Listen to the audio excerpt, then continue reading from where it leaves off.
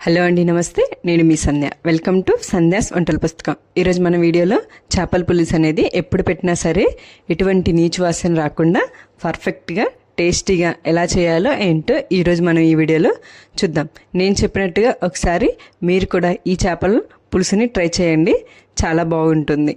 అంతేకాకుండా మన ఛానల్ని ఫస్ట్ టైం కనుక చూస్తున్నట్లయితే మరిన్ని వీడియోస్ కోసం మన ఛానల్ని తప్పకుండా సబ్స్క్రైబ్ చేసుకోండి. ముందుగా ఒక గిన్నె తీసుకొని అందులోకి ఒక పెద్ద నిమ్మపండు సైజ్ అంతా చింతపండుని ఇందులోకి తీసుకోండి. ఒకసారి నీళ్లు పోసుకొని ఈ చింతపండుని కడుక్కొని మళ్ళీ వాటర్ పోసుకొని చింతపండుని నాననివ్వాలి.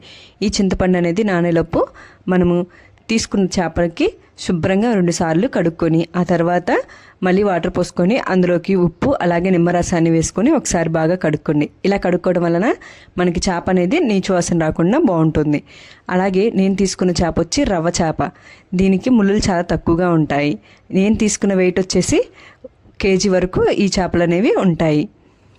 ఇలా కడుక్కున్న చేపలలోనికి 1 టేబుల్ స్పూన్ వరకు పసుపు, అలాగే 1 టేబుల్ స్పూన్ కారాన్ని, అలాగే 1 టేబుల్ స్పూన్ వరకు ఉప్పును కూడా వేసేసుకొని ఒకసారి ఈ ముక్కలన్నిటికీ ఇవి పట్టే విధంగా బాగా కలుపుకోవాలి.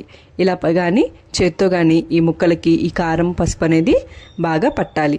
ఒక 2 నిమిషాల వరకు ఇలా కలుపుకుంటూ ఉండటం వలన మనకి ఈ ఉప్పు కారం అనేవి చేపకి బాగా పడతాయి. ఇలా కలుపుకొని పక్కన పెట్టేసుకొని ఒక గిన్నె పెట్టుకొని అందులోకి చేపలోకి ఆయిల్ అనేది చాలా ఎక్కువగా పడుతుంది. అప్పుడే టేస్ట్ అనేది చాలా బాగుంటుంది.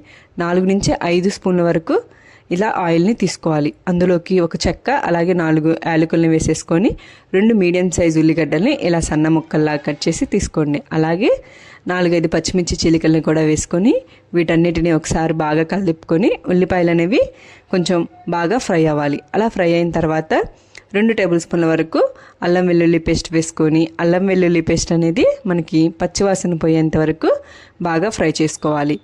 ఇలా అల్లం వెల్లుల్లి పేస్ట్ మనకి పచ్చివాసన పోయిన తర్వాత కొంచెం కరివేపాకుని వేసుకొని ఒకసారి బాగా కలుపుకోండి. ఇలా కలుపుకున్న తర్వాత 4 మీడియం సైజు టమాటాలని ఇలా మెత్తటి పేస్ట్ లాగా వేసేసుకొని ఇందులోకి యాడ్ చేసుకోండి.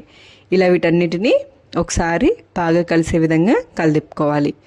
ఇలా కలుపుకున్న తర్వాత మనం ఇందులోకి కొంచెం 1 టేబుల్ స్పూన్ వరకు ఉప్పు, అలాగే Kashmiri red chilli powder, 1 table spoon మామూలు కారాన్ని వేసేసుకొని కొంచెం పసుపుని కూడా వేసేసుకోవాలి.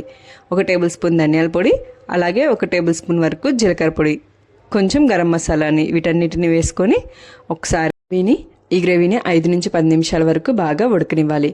ఇలా ఆయిల్ అనేది మనకి పైకి తేలేంత వరకు మధ్య మధ్యలో కలుపుకుంటూ ఇలా మనం ఉడకనివ్వాలి. ఇలా ఉడకనివ్వటం వలన మనకి కర్రీ టేస్ట్ అనేది చాలా బాగా ఉంటుంది. చేపలకు కూడా బాగా పులుసు అనేది పడుతుంది.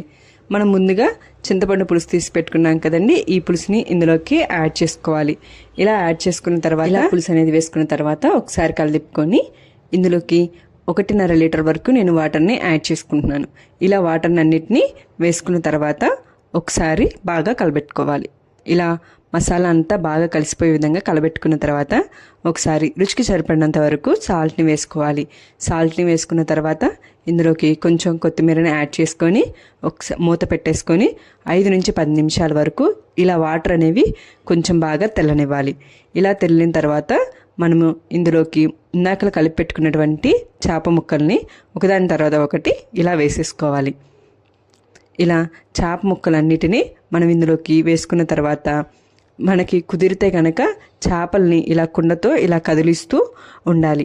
ఇలా కలపటం కుదరనప్పుడు ఇందులో ఒక గెంట తీసుకొని ముక్కలు అనేవి చెదరకుండా ఇలా మధ్యలో నుంచి మనం ఇలా నేను చూపిస్తున్న విధంగా కలుపుకోండి. తర్వాత మూత పెట్టుకొని 5 నుంచి 10 నిమిషాల వరకు ఇలా ఉడకనివ్వండి. మనకి చేప అనేది కరెక్ట్గా ఉడికిపోయి ఉంటుంది. కొంచెం కొత్తిమీరను వేసుకొని స్టవ్ ఆఫ్ చేసుకొని ఇలా ఒక నైట్ కనుక చేసి పెట్టుకొని తెల్లవారిన తర్వాత తింటే చేపల టేస్ట్ అనేది మనకి చాలా బాగా తెలుస్తుంది. ఇలా చేసుకొని మీరు కూడా ఈ చేపల పులుసుని ట్రై చేసి ఎలా ఉందో నాకు కామెంట్ చేయండి. మీకు కనుక నచ్చినట్లయితే లైక్ అండ్ షేర్ చేయండి.